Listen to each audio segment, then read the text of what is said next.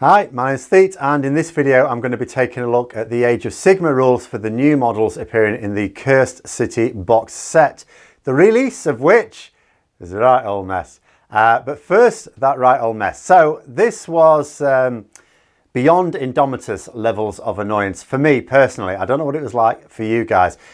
Because as with the release of the 9th edition 40k, there I was on the website. Now I often there, when there's a pre-order that I'm interested in quite a few. They come online in the UK at any rate at 10 AM on the Saturday. So I'm there, refreshing the website a bit before that, up to quarter of an hour before. Sometimes it goes on a bit early. So I was there refreshing it for Cursed City pre-orders. It was absolutely rammed. The website was failing badly. But I persisted because it was the same with Indomitus. I eventually got my copy then. And on this particular occasion, I did sort of get the pre-orders in the basket. But then in terms of trying to pay for it and having to do a load more refreshers to try and buy the damned things basically, the Cursed City box set and that associated little key trinket you got if you ordered it just disappeared. So I was left with the limited edition novel.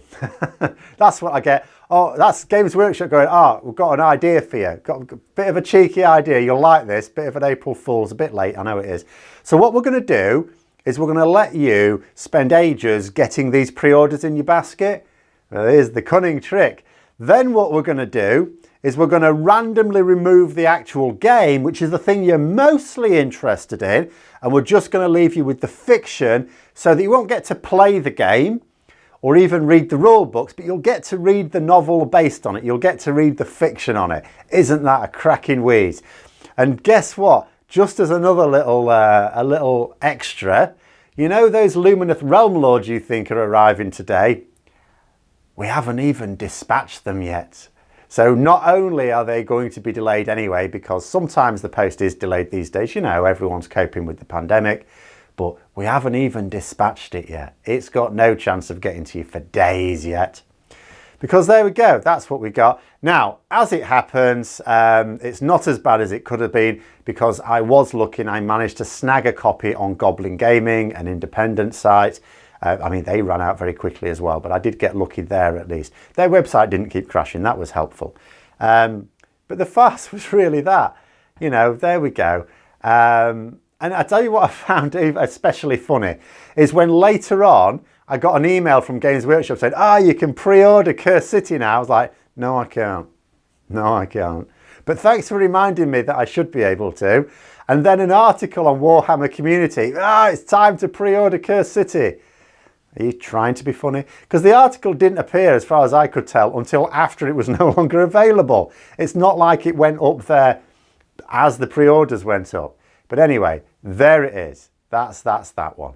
It is what it is. I will still be getting the game. The most important thing, the extra little trinket that you got. Okay, I mean, at the end of the day, I'm a collector. I like these things, but I don't use them. It doesn't matter.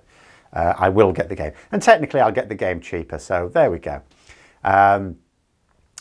But in terms of what we're getting in there. See, I was, of course, at this point going to have a little look at the Lumineth Realm Lords, the new stuff.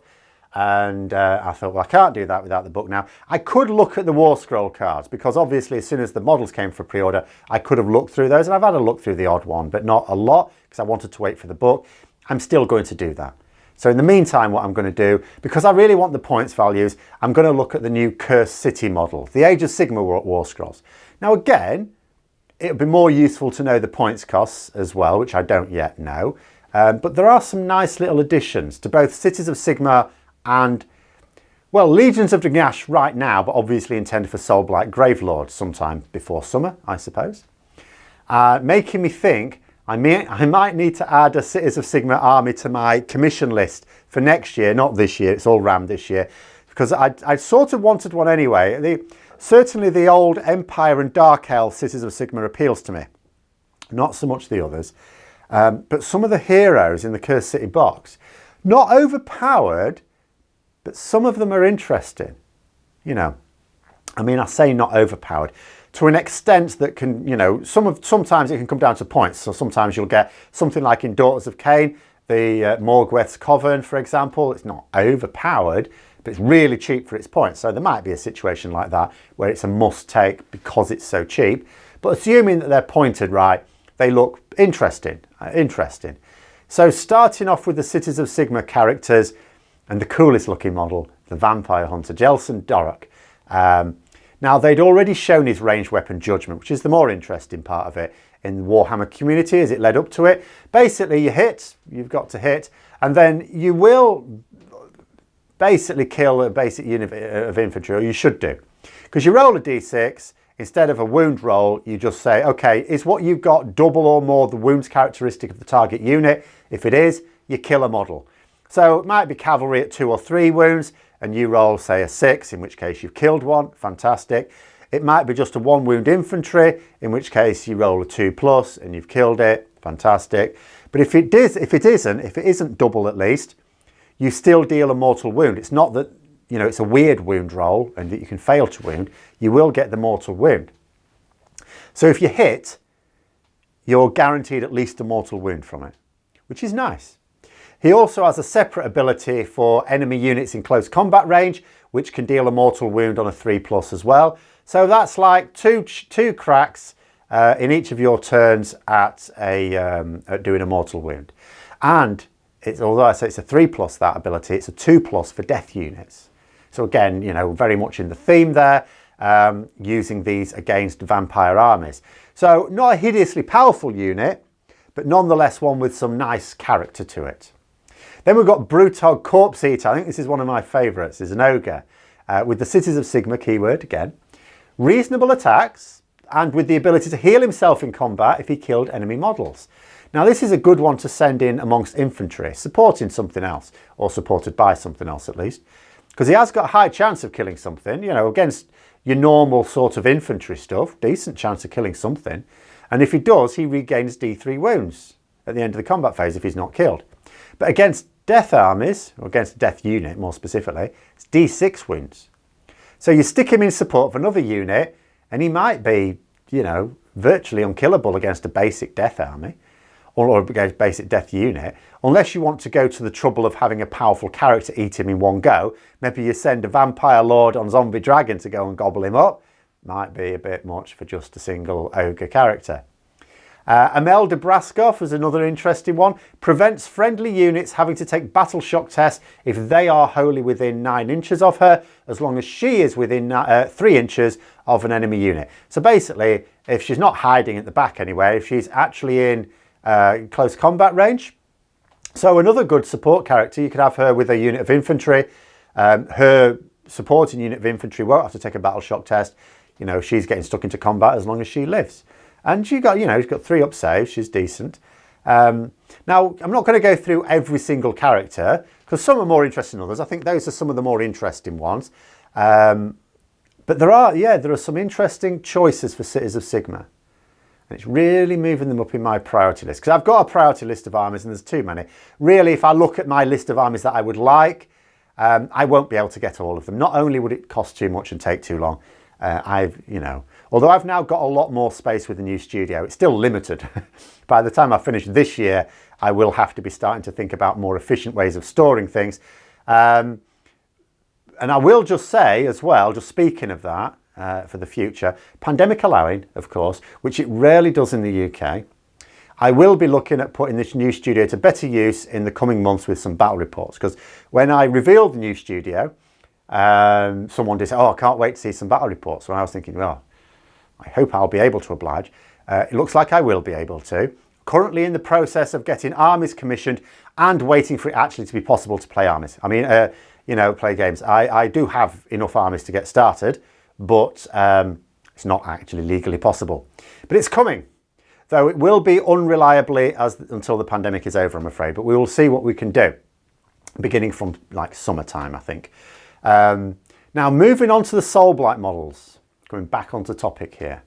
And we may as well begin with the head honcho, Radukar the Wolf. Now, he has the core abilities of like Vampire Lords in the Legions of Nagash Battle Tome, and I assume the same basic core ability that they'll have in the Soulblight Gravelords Tome. He can heal in combat if he's killed enemy models. He can also heal wounds on summonable units in range of him during the hero phase. He's a wizard, you know, 1 level wizard, but it doesn't get a spell of his own, which is sort of in keeping with, you know, that there. But I thought, you know, that we'd moved on since then and that wizards basically get their own spell. Apparently not. He's not getting his own spell. Obviously, he'll be able to choose the one from the lore when that comes out. And in the meantime, you can choose one from the Vampires lore in Legions of Nagash, of course. He also gets a 4-up to ignore wounds and mortal wounds. Now that sounds quite powerful. He's not the only one to get this. But if he ever rolls a 1 for it, then he loses the abilities forever. Now what that means is technically what you'll have to do is, let's say someone deals 4 wounds and you don't save them, you try and do your save, but you fail them, and let's say 3 go through, something like that. You won't just be able to roll 3 of these saves, you'd have to do it 1 at a time, because as soon as you get a 1, it no longer works. It's one of those things. But depending on points values, as always, looks like a nice little Vampire Lord on foot choice. And the odd extra benefit as well. And sometimes when you've got these ones, they're not always a lot more expensive than their basic version. But yeah, there's a couple of little extra synergies for him. For example, an ogre choice for Soulblight is the, Cossagoo Night Guard.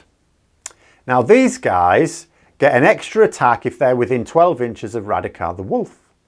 So if you're not necessarily sold on Radakar over, say, a normal Vampire Lord, you go, well, I'd like to give him a relic or something, or it could just cost a few more points, I'm not sure it's worth it. But let's say you wanted to take this unit of Night Guard Ogres, well, you are going to get extra benefit from taking the Wolf, because he gives them an extra attack each. You've got a unit of like 3 of those, say. In addition, there's a Necromancer choice as well, which, not being Soulblight, I'm not sure how that's going to fit in with the new upcoming battle tome. Obviously, with Legions of Nagash, it's not a problem having like death mages and vampires. I'm not sure with the new battle tome. But given that if he's next to Radakar, he gets to roll in the hero phase with a 4-up chance of getting an extra command point, and these are Age of Sigmar rules, that does strongly suggest that, yeah, you will still be able to take Necromancers with vampires, which is encouraging. That's good. So some nice little synergies there around Radakar the Wolf. He does buff other things, and you could absolutely imagine taking this unit of ogres as well, because they look okay, and this Necromancer and keeping him close by, getting potentially extra command points there. That's nice. And that's not the end of the nice death units. The Vircos Bloodborne, not sure how you pronounce that.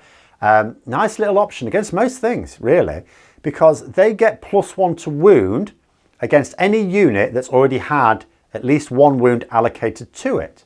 So it's a little bit like the Fellbats, isn't it? So they don't have to have done the damage or be in range when the damage is done. They simply need to be attacking a unit that's already suffered some damage. And I suppose the aim would be to plink off a wound with the intended target unit with, say, a magic missile type spell, and then have this unit charge in.